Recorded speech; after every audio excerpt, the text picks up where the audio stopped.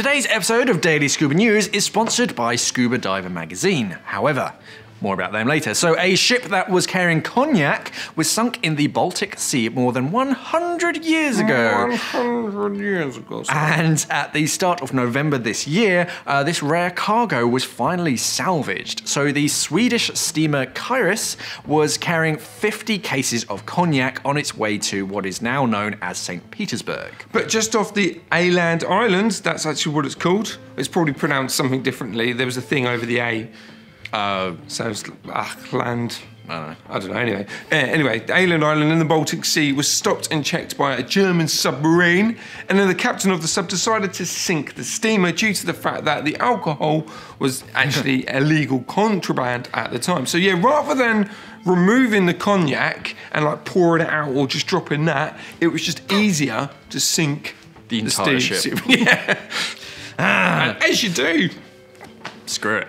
So basically, the crew got off the boat in time, and the cognac was scuttled with the boat as well, and lay there waiting for 100 years' time. So in come Ocean X, a salvage team that have spent years studying the wreck site and the very best way to bring the cognac back up to the surface safely, because they don't know they can buy it at their local store. They basically stated, so the importance of this event cannot be overemphasized. It's not only a find of rare cognac and liquor, but also a part of the history of former Imperial Russia. But anyway, before we carry on with the story, here's a word from today's sponsor. Scuba Diver magazine is a monthly publication which is available in most countries and covers the latest news stories so you can keep up to date with the latest news in and around the scuba diving industry. Scuba Diver also covers all three aspects of modern scuba diving: training, travel and equipment, with how-to guides and reviews on the latest gears and trends. You can also join the discussion over at scubadivermag.com with plenty of articles, news stories, dive site reviews and advice. To find out more about Scuba Diver magazine, just click in the link pinned in the comments below, please. And we're just going to carry on. That never happened.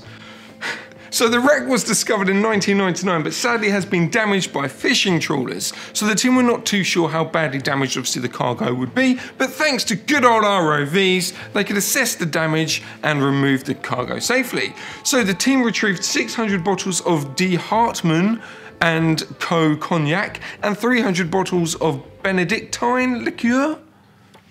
Yeah. I'm a Corona man. So I'm teetotal, so that really doesn't help. So if you didn't know, cognac is no longer in production.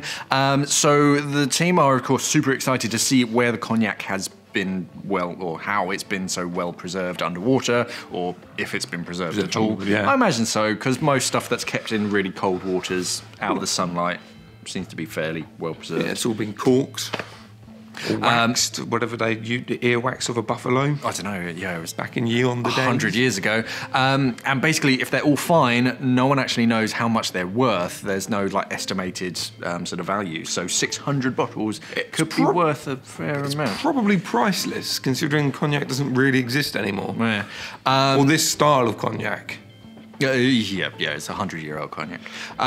So yeah, and more importantly, sort of what should be done with the bottles, whether they should put them in a museum or whether they should just celebrate.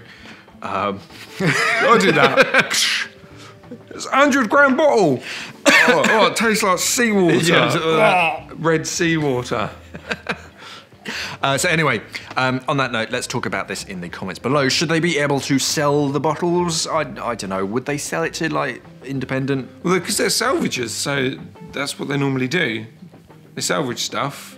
No one's claimed it. I imagine some will go to museums around the world. Some will probably go to independent collectors or something, just to gain in value so they can make more money when they're older. I don't know.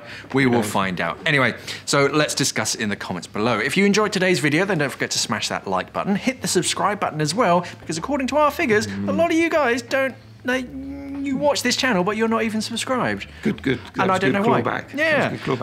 And of course, once you subscribe, don't forget to ring that little bell. Thank you for watching, and of course, safe diving. Yeah. And on a serious note, I know if you've watched the previous couple of Daily Scuba Newses, we've obviously said that at the end. It's only because we're at a bit of a not weird time. The channel's very seasonal, but we're seeing a nice a nice growth on a downtime of the year for the channel. So we want more people to subscribe because it helps us out. Yeah. And also as well, it means that if we can get out of that seasonal funk, that this channel's not just watched, you know, in the summertime. In the summertime. In the dive season. That'd be great. Anyway, yeah, bye. In recognition for her amazing work, contributions and growth to the scuba diving world and her support, obviously, in the underwater world. So this annual event recognises people who have significantly and positively impacted the industry through attributes to education, exploration, adventure, and much, much more. And in